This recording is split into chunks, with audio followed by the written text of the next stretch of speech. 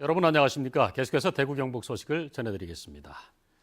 우리 지역은 오늘 건조특보가 발효 중인 가운데 대체로 맑겠습니다. 오늘 아침 최저기온은 대구 영하 4.8도, 안동은 영하 9.3도까지 떨어져 반짝 추위를 보였습니다.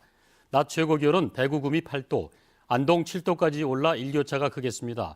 내일은 대체로 흐리고 경북 내륙 지역에 새벽부터 아침 사이에 5mm 미만의 눈이 내리겠습니다. 내일 대구의 아침 최저기온은 영하 3도, 낮 기온은 12도까지 오르겠습니다. 달성군이 낙동강에 100억 원짜리 산책로를 만들려고 하자 작은 4대강 사업이라며 난개발을 걱정하는 목소리가 커지고 있습니다. 2000만 년 전 원시적인 자연 식생이 보존된 대구 화원동산 하식의 절벽이 훼손될 가능성도 높습니다. 박재영 기자의 보도입니다. 주변 경관이 빼어나 이름까지 화원이라고 붙은 화원동산에는 하식의 절벽이 있습니다. 강물이 깎아 만든 절벽으로 2000만 년 전 고대 자연이 고스란히 보존된 보기 드문 곳입니다. 산림청 보호종인 모감주나무와 쉬나무, 팽나무 같은 자연 식생이 그대로 남아있는 희귀 야생 자원의 보고이기도 합니다.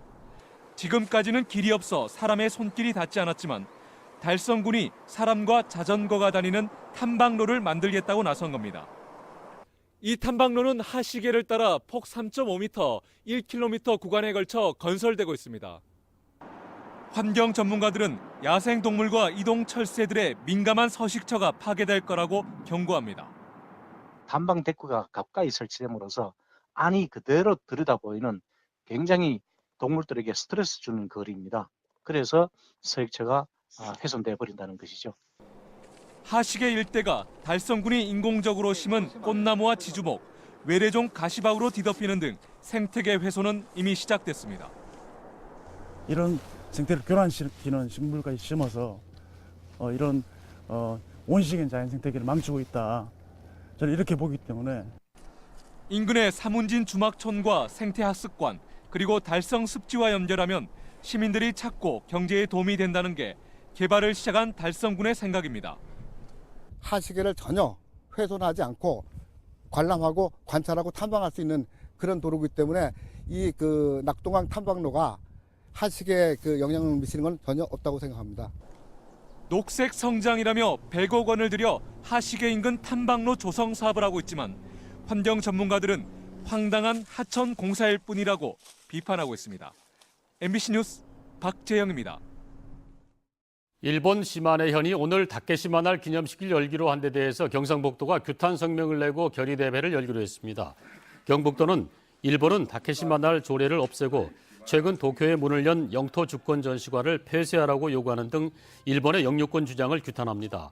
경상북도와 독도 관련 단체들은 내일은 영남대에서 시마네현 다케시마 문제연구회를 비판하는 학술대회를 열고 일본 정부가 주장하는 독도 고유 영토론의 허구성을 밝힙니다. 대구 치수원을 구미 쪽으로 옮기는 것을 반대하는 서명이 시작됩니다.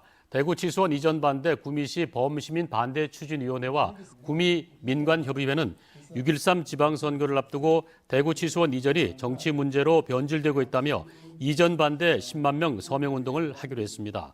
반대 추진위와 협의회는 최근 홍준표 자유한국당 대표가 대구시장과 경북도지사 후보가 결정되면 대구 치수원 이전에 공약 이행 각서를 받겠다는 말을 해 대구 치수원을 정치 논리로 해결하려고 한다고 규탄했습니다. 가짜 신고로 자동차 보험금을 타낸 사람이 보험금의 몇 배에 해당하는 벌금을 물게 됐습니다. 대구지법 형사 4단독 이관영 부장판사는 지난해 1월 21일 칠곡군에서 접촉사고가 나자 아내가 운전한 것처럼 속여 보험금을 타낸 혐의로 기소된 38살 A씨에게 벌금 1,000만 원을 선고했습니다. A씨는 승용차가 아내 이름으로 1인 한정보험에 가입된 점을 이용해 허위 신고로 보험금 360여만 원을 받아낸 것으로 드러났습니다. 귀 밑에 붙이는 멀미약으로 유명한 명문제약이 대구 혁신도시 연구개발특구에 입주합니다.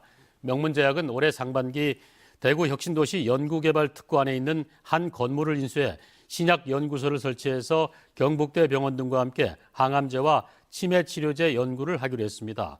또 앞으로 연구소에서 개발한 신약 완제품을 생산하는 제조시설도 대구에 두기로 했습니다.